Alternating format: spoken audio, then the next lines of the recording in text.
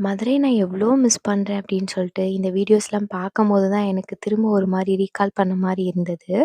எதார்த்தமா ஏதோ ஒரு ஃபோட்டோவ வந்து தேடுறதுக்காக கேலரி ஸ்வைப் பண்ணும்போது நெறைய மெமரீஸ வந்து ரீகால் பண்ணேன் நிஜமா. எவ்ரி சண்டே அட்லீஸ்ட் ஒரு காஃபி கடைக்கு போய் ஒரு பஃப் சாப்பிட்டு, காஃபி சாப்பிட்டுட்டு, பேசிட்டு வந்தோம்னா அவ்ளோ ரிலாக்ஸா இருக்கும். நெறைய ஸ்வீட் மெமரீஸ் அங்க இருக்கு. நான் அடிக்கடி வந்து தெப்பக்குளம் கிளம்பிருவோம். அண்ட் ஷாப்பிங் வந்து போய் பண்ணலனாலும் ஜஸ்ட் விண்டோ ஷாப்பிங் போயிட்டு அப்படியே சுத்தி பார்த்துட்டு வரும்போதே நேரம் அப்படி போகும்.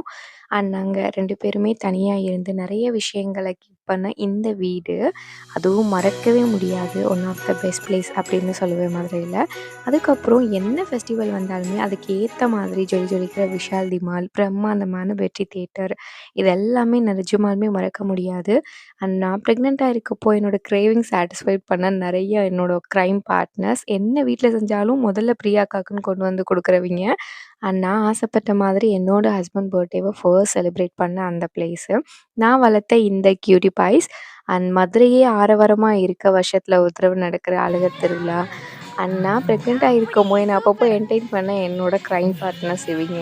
நெறைய அதுக்கப்புறம் எங்க குட்டி பாப்பா உருவான ஃபர்ஸ்ட் பிளேஸ் அதுவும் தான். இந்த மாரி நெறைய வந்து எனக்கு மதுரை குடுத்துருக்க மெமரீஸ் இப்பவுமே நான் மிஸ் பண்றேன் அப்டின்னா, கண்டிப்பா ரொம்பவே மிஸ் பண்ணுவேன்.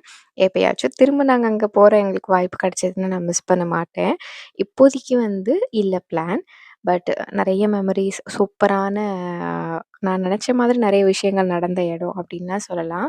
நீங்க மதுரையா இருக்கீங்க, உங்களுக்கு மதுரை பிடிக்கும் அப்டின்னா, கண்டிப்பா கமெண்ட் பாக்ஸ்ல மதுரைன்னு சொல்லி கமெண்ட் பண்ணுங்க. ஆ ரொம்ப மிஸ் பண்றேன். பட் ஓகே பார்த்துக்கலாம். எதுவும் கடந்து போகும். அந்த மாதிரி.